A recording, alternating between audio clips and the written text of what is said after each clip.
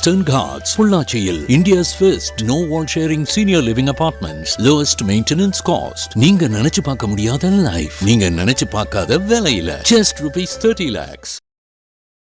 தாவேகா தலைவர் திரு விஜயா இல்ல திரு ஜான் ஆரோக்கியசாமியா அப்படின்ற ஒரு கேள்விலாம் எழுகுது, இல்ல பேசப்படுது, மக்கள் மத்தியிலே பேசப்படுது. மக்கள் மத்தியில மக்கள் பேசுறாங்களா?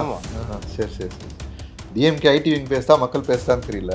எல்லாருக்கும் தெரிஞ்ச உண்மையை நான் திருப்பி இதை நான் சொல்றதுனால எங்களுக்குலாம் எங்கள் நிலமெல்லாம் யோசிச்சு பாருங்களேன். நீங்கள் தினம் புதுசாக ஒரு பொருளையை கலப்புறீங்க. இந்த பொருளைகள்லாம் நாங்கள் வந்து டிஃபெண்ட் பண்ணுறது, அது வந்து உண்மையாக ஏதாவது சொன்னால் கூட பரவாயில்ல. ஒரு பொய்யை எப்படிலாம் கட்டமைக்கிறேன்ட்டு உங்கள்கிட்ட தான் நாங்கள்லாம் கற்றுக்கணும், கிளாஸ் எடுக்கணும், தினம் கிளாஸ் எடுக்கணும். தமிழக வெற்றி கழகம்னு இருக்காங்க, தமிழ்நாட்டில் மட்டும் தான் நிற்பாங்க, நம்ம எதிர்பார்க்க முடியாது இல்லையா? நாளை பின்ன கூட்டணி எப்படி மாறுது, யாரோட எங்கே கூட்டணி போகிறாங்க, இதெல்லாம் இருக்குல்ல, பார்ப்போம். அந்த தலைமையில் கூட்டணியா இல்லை வேறு யாராவது கட்சி தலைமையில் கூட்டணியான்றது தெரியல. எனக்கு அதில் எனக்கு இப்போ வரைக்கும் நம்ம கடைசியாக இருக்க அஃபீஷியல் ஸ்டேட்மெண்ட் வந்து விஜயநாத் தலைமையில் தான் கூட்டணி, அவர் தான் சிஎம் கேண்டிடேட். வந்து அடுத்தவங்களை முதலமைச்சர் ஆக்கிறதுக்கு இத்தனை கோடி பேர் நீங்கள் வந்து விஜயநாத் சப்போர்ட் பண்ணுறாங்க. விஜயநாத் சிஎம் ஆக்கிறதுனா இத்தனை கோடி மக்கள் அவங்க கூட இருக்கிறாங்க. நீங்கள் அதை விட்டுட்டு ஆர்பி உதயகுமார் அண்ணா கூப்பிட்றது எப்படி கூப்பிட்றாரு? நாங்கள் வந்து எங்களுக்கு வேலி போடுறோம், எங்களுக்கு வேலியா அரணா இருக்கிறோம், நீங்கள் சின்ன மீன் குழந்தை அப்படின்னு சொல்லி எங்களை எப்படி அதை எப்படி சிறுமப்படுத்தி எங்களை வந்து கூப்பிட்டா நாங்கள் வந்துடுவோம். ஒரே வார்த்தையில் சொல்லி முடிக்கலாம், அவ்வளோ அசிங்கப்படுத்த வேணாம். நாளை பின்ன கூட்டணிக்கு வருவாருனாலும் அமைதியாக இருக்கிறேன். ஏதாவது வார்த்தை தான் வந்துருக்கும். என்னன்னு தெரியாம பேசுறாருன்னா அப்படி எப்படியாப்பட்ட தலைவராக இருக்கு. இப்போ ஒரு அரசியல் விமர்சகர் வந்து கருத்து சொல்றாங்கன்னா அவங்க வந்து ஃபுல் டேட்டாவோட பேசுறாங்க, அவங்க வேலை அவதூறு பேசுறது. இவர் அரசியல் தலைவர் தானே, ஒரு கட்சி தலைவர் தானே அவர் நினைக்கிறேன். அதோ முக்குளத்தோர் புலிப்படை கட்சியா இல்லை அமைப்பா இல்லைன்னா ஜாதி சங்கமா ஏதோ ஒன்று, whatever it may be, அவர் லீடர் பொசிஷனில் இருக்கார் சரிங்களா? அவர் டேட்டா எல்லாமே பேசுறது தப்பு. இன்ஃபேக்ட் சொல்ல போனால் வந்து வடிவேல் ஞாபகம் இருக்கும்னு நினைக்கிறேன். இவரை விட பல மடங்கு அவரை வச்சு தான் டிஎம்கே வந்து விஜயகாந்த் அண்ணாவை அடித்தாங்க. அதெல்லாம் ஞாபகம் வச்சுக்கணும். அவர்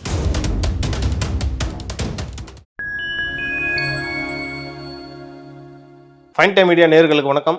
இன்று நம்மோடு இணைந்திருப்பவர் தமிழ்நாடு இளைஞர் கட்சியை சேர்ந்த திரு லோகேஷ் அவர்கள். வாருங்கள், அவரிடம் அரசியல் சார்ந்த பல்வேறு கேள்விகளை முன்வைக்கலாம். வணக்கம் சார். வணக்கம். தாவேகா தலைவர் திரு விஜயா இல்லை திரு ஜான் ஆரோக்கியசாமியா அப்படின்ற ஒரு கேள்விலாம் எழுகுது. ஏன்னா ஜான் ஆரோக்கியசாமி அவரோட பேச்சை தாண்டி விஜய் அவர்கள் எதுவும் கேட்க மாட்டான்ற ஒரு தகவலும் வருது. அது எப்படி பார்க்குறீங்க? அது உண்மையா?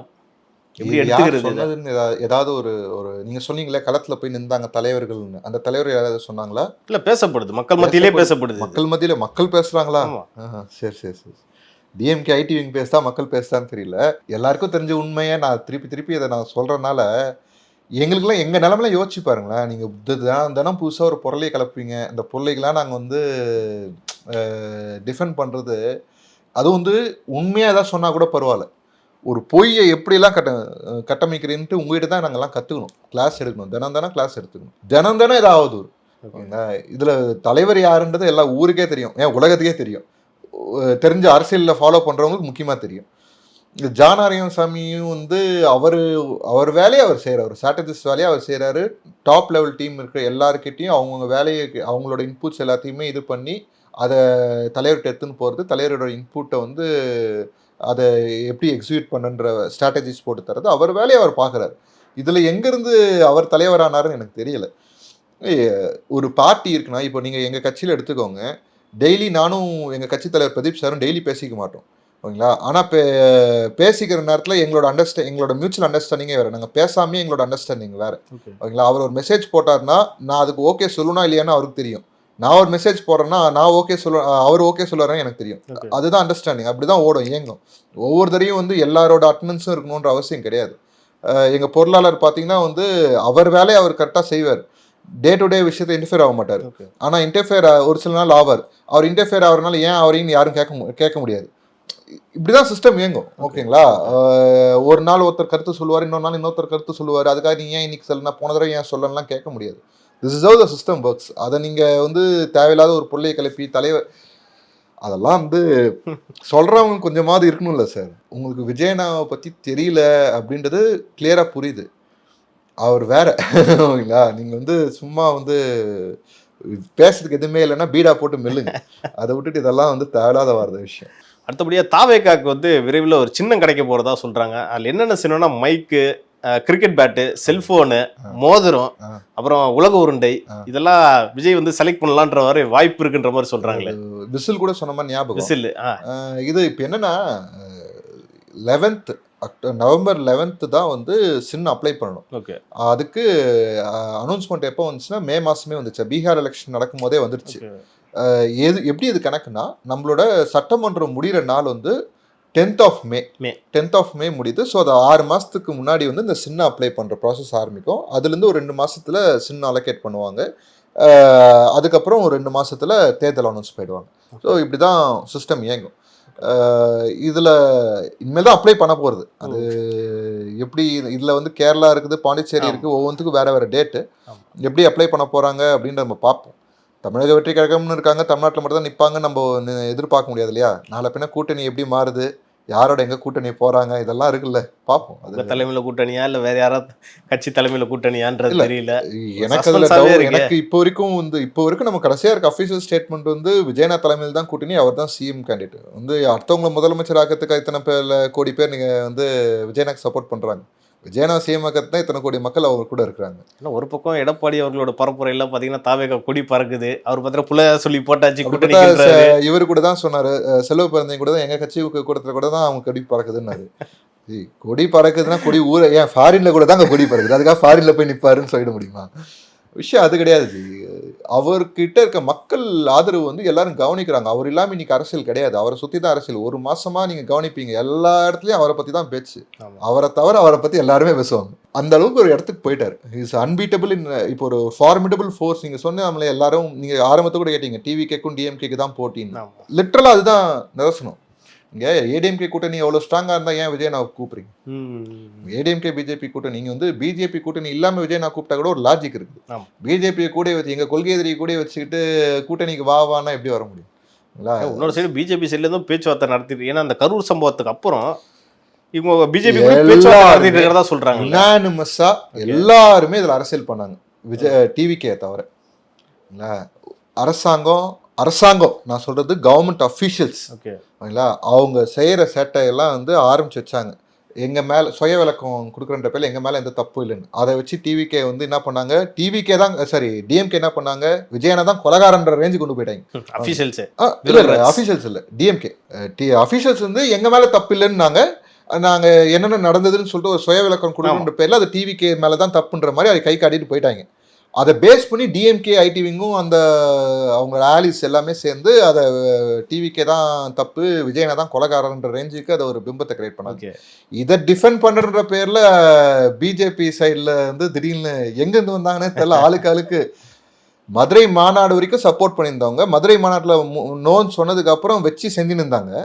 திருத்துப்புன்னு வந்து எல்லாரும் சப்போர்ட் பண்றாங்க. எங்கிருந்தா வந்தீங்க? நடுவில் வந்து அண்ணாமலை கிட்ட சொன்னாரு, அவங்களுக்கு டிஃபெண்ட் பண்ணதா, மார்க்கெட்டிங் பண்ணதான் எங்க வேலையா. ஓகேங்களா, அப்படிதான் நடந்துட்டு இருக்கு. ஓகேங்களா, இதுல இவர் எடப்பாடியார் வந்து அவங்களோட அரசியல் பண்றாரு, அவர் அரசியல் அவர் பண்றாரு, அவராது கொஞ்சம் நாகரிகமா பண்றாரு அப்படின்னு நினைக்கலாம். ஆனா அதுக்கு பின்னாடி இருக்கிற கால்குலேஷன்லாம் வேற இல்ல. நீங்க ஒருத்தங்களை கூட்டணி கூப்பிடும் போது அவங்க பலம் என்னன்னு உங்களுக்கு தெரியுது, அவங்க பலம் உங்களுக்கு வேணும்ன்றது புரியுது. நீங்க அப்ப அதுக்கு தகுந்த மாதிரி அணுகணும். நீங்க அதை விட்டுட்டு ஆர்பி உதயகுமார் அண்ணன் கூப்பிடுறது எப்படி கூப்பிடுறாரு, நாங்க வந்து எங்களுக்கு வேலி போடுறோம், எங்களுக்கு வேலியா அரணா இருக்கிறோம், நீங்க சின்ன மீன் குழந்தை அப்படின்னு சொல்லி எங்களை எப்படி அதை எப்படி சிறுமப்படுத்தி எங்களை வந்து கூப்பிட்டா நாங்க வந்துருவோமா? அது சிரஞ்சீவிய மேற்பொருள் காட்டி கூப்பிடுறாரு. என்டிஆர் மேல்கோட் காட்ட வேண்டியது தானே, எம்ஜிஆர் மேல்கோட் காட்ட வேண்டியது. அது உங்களுக்கு எது வசதியா இருக்கோ, நீங்க அதை எடுத்துக்கிறீங்க. ஓகேங்களா, சிரஞ்சீவி கூட இல்ல, பவன் கல்யாணம் மேல்கோட் காட்டினார். சிரஞ்சீவி மாதிரி ஆகாதீங்க, பவன் கல்யாணம் மாதிரி சொன்னாரு. அதான் சொல்றேனே, நீங்க கூட்டணி கூப்பிடுறீங்கன்னா நீங்க அதுக்கு தகுந்த மாதிரி ஒரு இடத்துல இங்க வந்து பிஜேபியோட நீங்க வரீங்கன்னா சொல்லுங்க, நாங்க பிஜேபியோட நாங்க கூட்டணி கல் பண்றோன்ற ஒரு தைரியமான ஸ்டேட்மெண்டோட சொல்லுங்க. அதெல்லாம் வராது. ஓகேங்களா, நீங்க எங்களை சிறுமப்படுத்தி எங்களை வந்து ஒரு பாக்கெட் சைஸ்ல அடைக்க முடியுமோ? உங்க பலத்தை விட எங்க பலம் அதிகம்ட்டு டிஎம்கே எடுத்த இதுல வந்து அந்த பிரிண்ட் இதுல வந்திருக்கு. 23% எங்களுக்கு, அவங்களுக்கு 22. இது டிஎம்கே கொடுத்தது. அப்கோர்ஸ் அதுல உள்குத்து வேலை இருக்கும். அப்படி இருந்தாலும் எங்களுக்கு அதிகம்ன்றதான் எங்க பாயிண்ட் ஆஃப் வியூ. 23 அதிகம் தானே. 23ன்றது வர முன்னாடி அன்டெஸ்டட்ல 23ன்னு சொல்றது ரொம்ப அதிகம். Huge, it's huge value. நம்ம அது ரொம்ப அதுதான் சொல்றேனே, நீங்க மக்கள் ஆதரவா இருக்காங்க ஜி, அதுதான் மெயின் விஷயம். நீங்க எதையுமே செய்ய முடியாது மத்தவங்களால. பிரச்சனை அதுதான். விஜயனை சுத்தி தான் அரசியல் நடக்குது. ஓகே. இவங்க கூட்டணி கூப்பிடுறா டிஎம்கே இன்னும் எக்ஸ்ட்ரா வடிக்குது. இதுல திருமாவளவன் சொல்றாரு கூட்டணி, அப்படிலாம் கூட்டணி போயிட மாட்டாருன்னு நினைக்கிறேன். ஏன் வான்னு கூப்பிட்டு இருந்தாங்க எப்போ விகடன் மேடையில இருந்து, ஆமா. அப்பெல்லாம் நாங்க கதவு மூடிட்டோம்னு சொல்லிட்டு இப்போ வந்து நீ அப்படிலாம் போக மாட்டாங்க. உங்களுக்கு என்ன அக்கறை? நீங்க வர வேண்டியது தானே. கூப்பிட்டப்பெல்லாம் மரியாதை கொடுத்து கூப்பிட்டு உங்களுக்கு கூட்டணி ஆச்சு எல்லாத்தையும் சொல்லி கூப்பிட்டதுக்கு அப்புறம் நாங்க கதவு மூடுறோம்னு சொல்லிட்டு இப்போ போக மாட்டாங்க அப்படின்னு நினைக்கிறதா என்ன அர்த்தம்? ஆக்சுவலா இது எதுவுமே இப்போதைக்கு நடக்கிற சிச்சுவேஷன். ஓகே. விஜயண்ணா சொல்ற வரைக்கும் இது இப்படிதான் ஸ்பெகுலேஷன்ல தான் சுத்தும். ஸ்பெகுலேஷன் சொன்னீங்க. ஏடிஎம்கேவும் பெருசா கூட்டணி பத்தி அஃபிஷியலா நான் சொல்றேன், தலைமையிலேருந்து தாவேகா கூட எந்த கூட்டணி இல்லைன்ற, கூட்டணி பத்தி எதுவுமே பேசல. அதே மாதிரி தாவேகாவும் கூட்டணி பத்தி எதுவும் தலைமை அப்ப ஆர்பி உதயகுமார் வந்து சட்டமன்ற எதிர்க்கட்சி துணைத் தலைவர் நினைக்கிறேன். துணைத் தலைவர் வந்து தலைவர் அப்ப தலைமையில இல்லையா அவரு? இல்ல நான் சொல்றதை ஃபுல்ஸா கேளுங்க. கட்சி ரீதியா 2 பேரும் கூட்டணி பத்தி அஃபிஷியலா எதுவுமே பேசல. அது தனிப்பட்ட கருத்தா தான் நான் பாக்குறேன். அது எப்பவுமே அப்படிதான் சார் பேசுவாங்க, எப்பவுமே இப்படிதான் பண்ணுவாங்க. அப்போ இல்ல ரியாலிட்டி நீங்க அரசியலுக்கு இப்ப வந்து சட்டுன்னு பார்க்கணும். இந்த ஸ்டேட்மெண்ட் எதனால வந்துன்னா இவரு நம்ம சொல்றதுனால, யாரு அவர் செல்லூர் ராஜா அதை சொல்லிட்டனால அப்படி வந்தது. ஆமா, இதுதான் பாலிடிக்ஸ், இப்படிதான் நடத்துவாங்க, இப்படிதான் தூதுடுவாங்க, இப்படிதான் வந்து இது பண்ணுவாங்க. அதுக்கப்புறம் தான் கொஞ்சம் கொஞ்சமா உள்ள கொண்டு வருவாங்க. எடப்பாடியார் டைரக்டா ஃபோன் பண்ணி ஆறுதல் வேணா சொல்லலாம், நீங்க கூட்டணிக்கு வாங்கப்பா, 40 சீட்டுப்பா, 50 சீட்டுப்பா, 80 சீட்டு பண்ணலாம், அப்படி டெய்லி டைரக்டா பேசவே மாட்டாங்க. That is not politics. அப்படி நடக்கவே நடக்காது. அதுதான் திருமணம் சொன்னார், நீங்க வந்து திரைக்கு பின்னாடி பேசுனதுலாம் முன்னாடி பேசிட்டீங்கன்ட்டு மாநாட்டுக்கு அப்புறம் சொன்ன ஞாபகம் இருக்குங்களா? இப்படிதான் பாலிடிக்ஸ் நடத்துவாங்க, தூது விடுவாங்க. அதுக்கு அந்த தூதுக்கு என்ன ரிப்ளை வருதுன்னு பார்ப்பாங்க. இதெல்லாம் இப்படிதான் அரசியல் நடக்கிறோம். நம்ம இருந்து பாசிட்டிவ் ரிப்ளை வர்றதுனால உடனே வந்து செல்லூர் ராஜை வச்சு அடிச்சு விட்டாங்க. அப்ப இது எடப்பாடியோட வாய்ஸ் நம்ம எடுத்துக்கலாமா? இது ரெண்டுமே எடப்பாடியோட அனுமதி இல்லாம இவங்க எல்லாம் பேசுவாங்கன்னு நினைக்கிறீங்களா? அதுவும் ஆர்பி உதயகுமார் பேசுவார் நினைக்கிறீங்க? அவ்வளவு தைரியம் இருக்கு அவருக்கு? அவர்னால தானே அவரு அது அவரே சொல்லியிருக்காரு இல்லையா? ஆர்பி உதயகுமார் அது பேசக்கூடிய ஆளா அவர் அனுமதி இல்லாம? இதை வேற யாராவது பேசியிருந்தா, செங்கோட்டையன் ஐயா பேசியிருந்தா கூட ஒரு லாஜிக் இருக்குது, வாய்ப்பு இல்லைங்க அப்படின்னு நம்ம சொல்ல, சொந்த தனிப்பட்ட கருத்து அப்படின்னு சொல்லலாம். ஆர்வி உதயகுமார் பேசுறதுலாம் வந்து டிஃபால்ட்டா அது அதிமுக கருத்து தான். கருணாஸ் அவர்கள் வந்து ஒன்று சொல்லியிருந்தாரு, அவ்வளோ பெரிய சம்பவம் நடந்துருச்சு கரூர்ல, இவர் பாரு விட்டுட்டு போயிட்டாரு, இதெல்லாம் இவரெல்லாம் ஒரு தலைவரா அப்படின்ற மாதிரி கேட்டிருந்தாரு. பாருங்க, முதல்வர் வந்து நைட்டோட நைட்டு அங்கே போயிட்டு பார்த்தாரு, மக்களை சந்திச்சாரு, நிவாரணம்லாம் கொடுத்துட்டாரு அப்படின்ற மாதிரி சொல்லியிருக்காரு. என்ன நடக்குது, நீங்க அதை எப்படி பாக்குறீங்க? அது சின்ன வயசுல நந்தான்னு ஒரு படம் நினைக்கிறேன், நல்ல படம். அதில் வந்து நடந்து போயிட்டு அவருக்குன்னு ஒரு பாடி லாங்குவேஜ் கிரியேட் பண்ணி ஒரு யூனிக்கான ஒரு விஷயம் கிரியேட் பண்ணி அதுக்கப்புறம் வந்து படிப்படியாக ஹீரோ ஆகி சம்பதத்தில் அம்பானி அப்படிலாம் கொண்டு வந்து ஒரு ட்ரேட்மார்க் செட் பண்ணார். அப்புறம் அதிமுகவில் அந்த அம்மா கூட போய் கூட்டணி போயிட்டு எம்எல்ஏ ஆனார்னு நினைக்கிறேன். அப்புறம் கூவத்தூரில் ஏதோ அவர் தான் டீல் பேசி முடிச்ச மாதிரிலாம் வெளியே வந்து பேசிட்டு இருந்தார். இப்போ டிஎம்கே தானே இருக்கிறாரு. டிஎம்கே சார்பில் ஆதரவாக பேசிட்டு இருக்காரு. இது ஒரே வார்த்தையில் சொல்லி முடிக்கலாம், அவ்வளோ அசிங்கப்படுத்த வேணாம், நாளை பின்ன கூட்டணிக்கு வருவாருனால அமைதியாக இருக்கிறேன். ஏதாவது வார்த்தை தான் வந்துருக்கும். என்னன்னு தெரியாம பேசுறாருன்னா அப்படி எப்படியாப்பட்ட தலைவரா இருப்பார்? இப்போ ஒரு அரசியல் விமர்சகர் வந்து கருத்து சொல்றாங்கன்னா அவங்க வந்து ஃபுல் டேட்டாவோட அவங்க வேலை அவதூறு பேசுறது. இவர் அரசியல் தலைவர் தானே, ஒரு கட்சி தலைவர் தானே அவர் நினைக்கிறேன். அதோ முக்குளத்தோர் புலிப்படை கட்சியா இல்ல அமைப்பா இல்லைன்னா ஜாதி சங்கமா ஏதோ ஒன்று, வாட் எவர் இட் மேபி, அவர் லீடர் பொசிஷன்ல இருக்கார். ஓகேங்களா? அவரு டேட்டா எல்லாமே பேசுறது தப்பு. இன்ஃபேக்ட் சொல்ல போனா வந்து வடிவேல் ஞாபகம் இருக்கும்னு நினைக்கிறேன். இவரை விட பல மடங்கு அவரை வச்சு தான் டிஎம்கே வந்து விஜயகாந்த் அண்ணாவை அடிச்சாங்க. அதெல்லாம் ஞாபகம் வச்சுக்கணும். அவர் இப்போ வடிவேலு கதி வந்து திரு கருணாஸ்க்கு ஆகும்னு நினைக்கிறீங்க, சொல்றீங்க? அப்போ நம்ம பண்ண மாட்டோம். ஓகே, சரி, மக்கள் விரோதத்தை நீங்கள் எப்படிங்க சம்பாதிப்பீங்க? நீங்கள் இதெல்லாம் பேசினாலும் மக்கள் உங்களுக்கு ஆதரவு கொடுப்பாங்களா? இப்படிலாம் நீங்கள் கீழ்த்தனமா பேசினா மக்கள் ஆதரவு கொடுப்பாங்களா? பத்திரிகையாளர் பேசுவாங்க, ஏன்னா அவங்க அடுத்த ஆட்சியில் வேற மாதிரி பேசுவாங்க, அதனால பிரச்சனை கிடையாது அவங்களுக்கு. உங்க நிலைமை என்ன? அரசியல்வாதி நீங்க, அதை யோசிக்கணும்ல. ஏன்னா மக்கள்கிட்ட தான் ஓட்டு கேட்க போய் நிக்க போறீங்க, விமர்சகர்கள் வந்து ஓட்டு கேட்க போய் நிக்க போறது கிடையாது. உங்க நிலைமை யோசிச்சுக்கோங்கன்ற, அவ்வளவுதான். அதாவது டிஎம்கேவோட பெண் நிறுவனத்துல எவ்வளவு தூரம் போகுதுன்னா எந்த டேட்டாவும் யாருக்கும் கிடையாது. எல்லாரும் வாய்க்கு அந்த மாதிரி பெண்ணு செய்துன்னு சொல்லுவாங்க.